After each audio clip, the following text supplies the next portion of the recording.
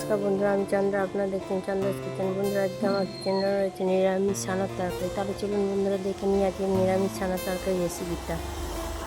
আমি এখানে নিরামিষ ছানার তরকারি করার জন্য একটা কড়াই বসিয়ে দিয়েছি গ্যাসের উপরে এবং তাতে তেল দিয়ে দিয়েছি।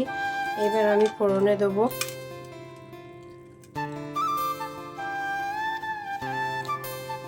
এবার 3টে আমি ছোটো এলাচ নিয়েছি, 3টে লবঙ্গ আর 2 টুকরো দারচিনি, আর দেবো সামান্য গোটা জিরে, আর দেবো একটা তেজপাতাটাকে আমি 2 টুকরো করে কেটে দিয়েছি। আমি ফোড়নটাকে ভালো করে ভেজে নেবো। ফোড়নটা আমার ভালো করে ভাজা হয়ে গেছে। এবার আমি দিয়ে দেবো আদা কুচিটা দিয়ে আমি ভালো করে ভেজে নেবো। এখানে আমি একটা ক্যাপসিকাম কেটে রেখেছি, এরপরে আমি ক্যাপসিকামটা দিয়ে দেবো। আদাটা আমার ভালো করে ভাজা হয়ে গেছে এবং ক্যাপসিকামটা দিয়ে আমি আরেকটু ভালো করে ভেজে নেবো। এর মধ্যে আমি একটা কেটে রাখা বড় টমেটো দিয়ে দিলাম, দিয়ে আমি ভালো করে নেড়ে ভেজে নেব। আর এখানে আমি 6খানা কাঁচা লঙ্কা কেটে রেখেছিলাম, কাঁচা লঙ্কাটা দিয়ে দেবো। টমেটো আর ক্যাপসিকামটা ভাজতে ভাজতে আমি সামান্য একটু নুন দিয়ে দেবো, যাতে টমেটোটা নরম হয়ে যায়। আর এখানে ক্যাপসিকাম আর টমেটোটা ভাজা হয়ে গেছে। এবার আমি এর মধ্যে দিয়ে দেবো 1 চামচ ধনে জিরে গুঁড়ো, আর দেবো সামান্য পরিমাণে হলুদ। আর আমি ভাজার সময় যেহেতু নুন দিয়েছিলাম, সেই জন্য অল্প পরিমাণে নুন দেবো।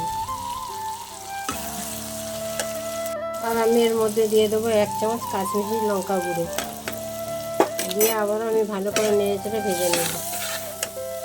ভাজার সময় মশলাটা যাতে না পুড়ে যায়, সেই জন্য আমি সামান্য একটু জল দেবো। জল দিয়ে আমি মশলাটাকে ভালো করে নেড়ে ভেজে নেব। মশলাটা আমার ভাজা হয়ে গেছে এবং মশলা থেকে তেল ছেড়ে দিয়েছে। এবার আমি দিয়ে দেবো 1 চামচ চিনি। আমি এখানে আগে থেকেই 700 গ্রাম দুধ নিয়ে ছানা করে রেখেছিলাম। এবার আমি ছানাটা দিয়ে দেবো। মশলাটা আমার কষানো হয়ে গেছে, তেল ছেড়ে গেছে। এবার আমি ছানাটাকে দিয়ে দিলাম, দিয়ে আমি ভালো করে মিশিয়ে গ্যাসের ফ্লেমটাকে মিডিয়ামে রেখে আমি ছানাগুলোকে একসাথে মিশিয়ে নেব।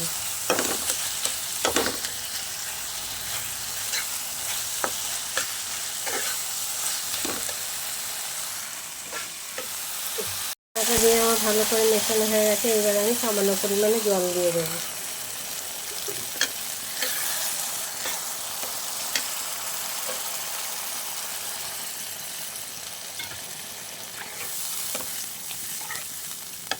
দিয়ে এবার আমি একটা চাপা দিয়ে দেবো।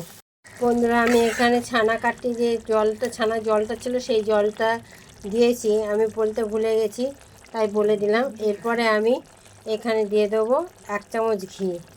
রান্নাটা আমার হয়ে গেছে, আমি এখানে ঘি দিয়ে নামিয়ে নেব।